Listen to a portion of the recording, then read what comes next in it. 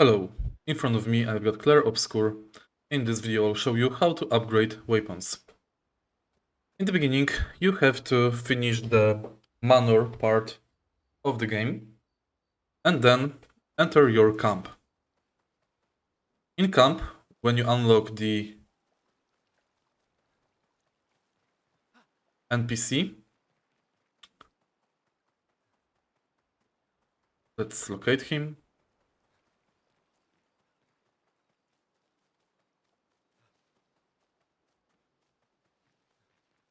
He's here. Talk to the curator and select upgrade weapons.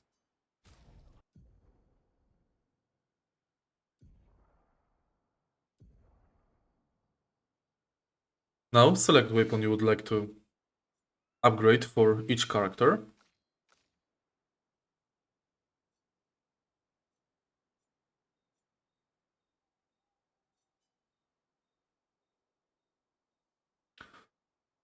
And confirm.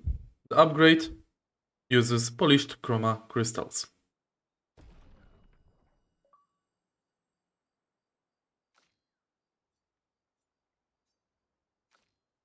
If you find this video helpful, please leave like, comment and subscribe.